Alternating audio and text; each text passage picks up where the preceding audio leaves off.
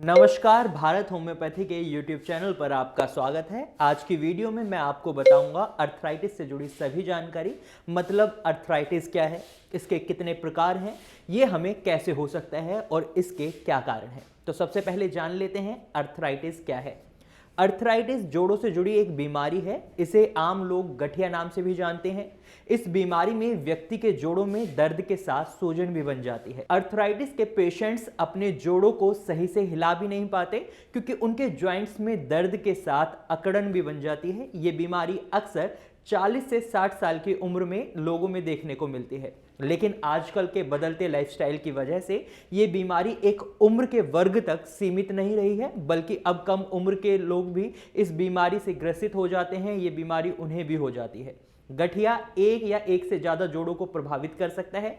यह सिचुएशन किसी भी व्यक्ति के लिए काफी पेनफुल होती है क्योंकि इस दौरान उन्हें काफी दर्द से गुजरना पड़ता है। इस बात से ज्यादातर लोग अनजान होते हैं कि अर्थराइटिस कई प्रकार के होते हैं और इसी कारण जब उन्हें गठिया की बीमारी होती है तो वे इस बात को समझ ही नहीं पाते कि उन्हें कौन सा अर्थराइटिस है। वैसे तो अर्थराइटिस कई प्रकार के होते हैं, लेकिन मुख्य रूप से 3 प्रकार के अर्थराइटिस पेशेंट्स में हमें देखने को मिलते हैं जब वो भारत होम्योपैथी आते हैं। इसमें सबसे पहले आता है ऑस्टियोआर्थराइटिस, दूसरा आता है रेमेटॉइड अर्थराइटिस और तीसरा अर्थराइटिस होता है गाउट, जिसे गाउटरी अर्थराइटिस भी कहते हैं। अब इनको थोड़ा विस्तार से समझ लेते हैं। सबसे पहले ऑस्टियोआर्थराइटिस को समझ लेते हैं। ऑस्टियोआर्थराइटिस सबसे कॉमन अर्थराइटिस है। ये आमतौर पर 50 से 60 साल की उम्र के लोगों में देखने को मिलता है। इस समस्या में हमारे जॉइंट्स पर चढ़ी कार्टिलेज की परत कमजोर हो जाती है या घिस जाती है। अब आपके मन में सवाल आया होगा कार्टिलेज क्या होता है, तो मैं आपको बता दूं कार्टिलेज हमारी बॉडी में एक फ्लेक्सिबल कनेक्टिव टिश्यू होता है जो 2 हड्डियों के बीच में, मान लीजिए ये आपकी हड्डी है तो इसके बीच में एक कार्टिलेज होता है। ये टिश्यू होता है जो आपकी हड्डियों को जुड़ने नहीं देता। उनके बीच में रहकर ये उन्हें मूवमेंट करने में हेल्प करता है। ये हड्डियों की तरह कठोर नहीं होता, इसी वजह से आप जोड़ों की मूवमेंट को आसानी से कर पाते हैं। जब कार्टिलेज में परेशानी आती है, घिस जाता है या कमजोर हो जाता है तो हमारे जोड़ों का सरफेस खुरदरा या यूं कहें रफ हो जाता है। तभी जोड़ों में दर्द, सूजन और अकड़न की समस्या होने लगती है और इसी समस्या को ऑस्टियोआर्थराइटिस कहते हैं। यूजुअली ऑस्टियोआर्थराइटिस किसी भी जॉइंट के अंदर हो सकता है, लेकिन जब इसके पेशेंट्स स्पोर्ट्स पर्सन यानी जो लोग खेलते हैं तो उनके अंदर स्पाइन का ऑस्टियोआर्थराइटिस बहुत ज्यादा देखने को मिलता है। ये बहुत कॉमन है क्योंकि जब वो लोग खेलते हैं तो उनकी बॉडी में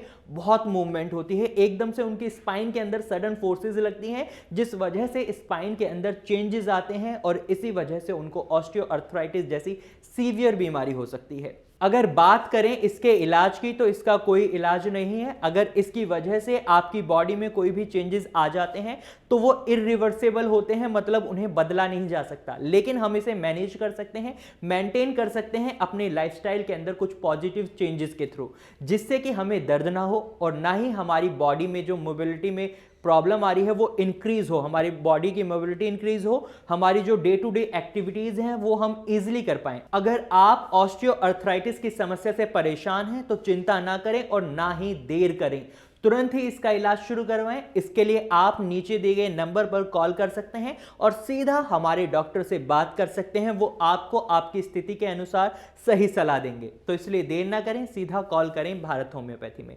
अब बात कर लेते हैं रेमेटॉइड अर्थराइटिस के बारे में कि ये होता क्या है। तो रेमेटॉइड अर्थराइटिस एक ऐसी बीमारी है जिसे हम ऑटो इम्यून डिसऑर्डर डिजीज बोलते हैं।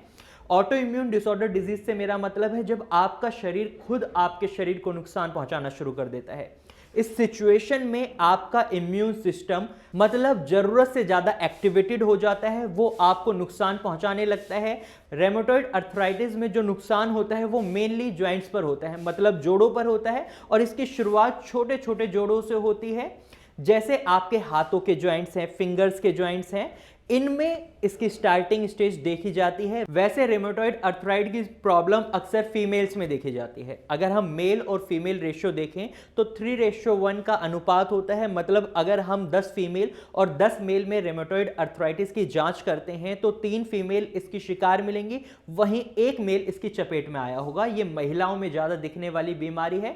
इस बीमारी का कोई भी इलाज नहीं है, लेकिन ये एक मैनेजेबल डिजीज है, मतलब इसे बिल्कुल ठीक नहीं किया जा सकता, लेकिन इसे मैनेज किया जा सकता है। इसके लिए आपको एक सही ट्रीटमेंट चूज करना काफी जरूरी हो जाता है। ऐसे में मैं आपको एक ही एडवाइस दूंगा कि आप भारत होम्योपैथी के ट्रीटमेंट को चूज करें, क्योंकि ये आपके जोड़ों पर काम करता है, जिस वजह से आपके जोड़ों में कमी आई है उस पर काम करता है। चलिए बढ़ते हैं अर्थराइटिस के तीसरे टाइप की तरफ, जो है गाउट। कई डॉक्टर्स इसे गाउटी अर्थराइटिस भी कहते हैं। इस कंडीशन में आपकी बॉडी में यूरिक एसिड की अमाउंट ज्यादा बढ़ जाती है और यूरिक एसिड के क्रिस्टल्स आपके जोड़ों में आकर स्टोर होना शुरू कर देते हैं।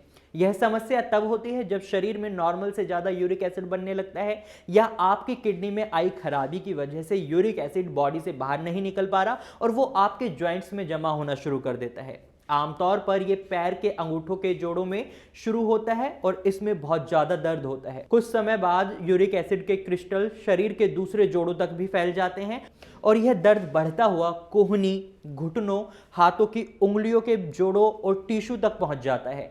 इसी कंडीशन को गाउट कहते हैं। गाउट का कोई भी पूर्ण इलाज नहीं है, इसे भी सिर्फ मैनेज किया जा सकता है। तो आज की वीडियो में मैंने आपको बताया अर्थराइटिस क्या है और इसके कितने प्रकार हैं।